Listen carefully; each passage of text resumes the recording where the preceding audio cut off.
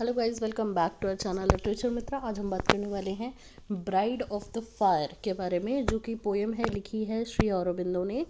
और ये एक छोटी सी पोएम है, बट ये एक वैदिक पोएम है। इसमें स्पिरिचुअल सेंस की बातें की जा रही है। जो संत महात्मा टाइप के लोग होते हैं, जिस तरह की बातें करते हैं, मोक्ष प्राप्ति के बारे में जो बातें करते हैं, उस तरह का कुछ झलक आपको यहाँ पे देखने को मिलता है।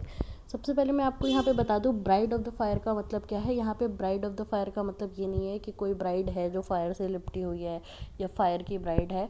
नहीं, यहाँ पे ब्राइड ऑफ द फायर अग्नि देवता को कहा गया है, या हम इसको ये भी कह सकते हैं कि सूर्य देवता को कहा गया है, क्योंकि उनमें भी एक चमक होती है, रोशनी होती है, और वो भी एक आग का गोला ही है एक तरह से।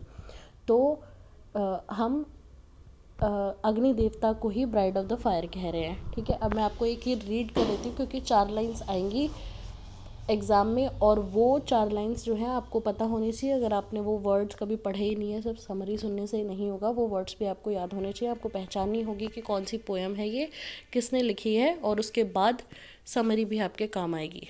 ठीक है, तो मैं रीड करना शुरू करती हूँ और आपको मैं साइड बाय साइड एक्सप्लेन भी करती रहूँगी। Bride of the fire, clasp me now close. Bride of the fire, I have shed the bloom of the earthly rose. I have slain desire. Earthly rose यहाँ पे कहा गया है अर्थ के pleasures को।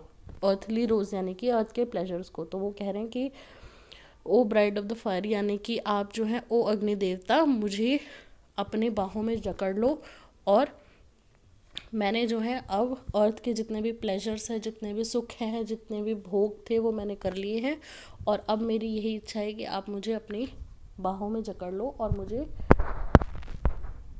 जकड़ लो। Beauty of the light surrounded by my life, beauty of the light, I have sacrificed longing and parted from grief, I can bear thy delight. अब ये कह रहे हैं कि ब्यूटी ऑफ लाइट, यानी कि अग्नि देवता को ही कह रहे हैं, क्योंकि रोशनी भी एक अग्नि का ही प्रतीक है। तो वो कह रहे हैं कि ये जो है मेरे चारों तरफ आके अब मेरे सराउंड में आ जाओ, मेरे चारों तरफ फैल जाओ। मुझे अब मैंने जो है त्याग दिया है ये जीवन, और अब मुझ में जीने की कोई इच्छा नहीं है। अब मैंने सेक्रीफाइस कर दिया है जितने भी वर्ल्डली प्लेजर्स थे, जितनी भी चीज़ें थी, अब मुझे जीने की कोई इच्छा नहीं है। इमेज ऑफ एक्सटेसी, एक्सटेसी का मतलब है प्लेजर यहाँ पे। Thrill and endless image of bliss, I would see only thy marvellous face, feel only thy kiss. मतलब आप मुझे आकर किस करोगे, यानी कि आप मेरे क्लोज आओगे तो ही मैं उसे फील कर पाऊँगा, और मेरे लिए अब प्लेजर आपको पाना ही है, आप में समाना ही है।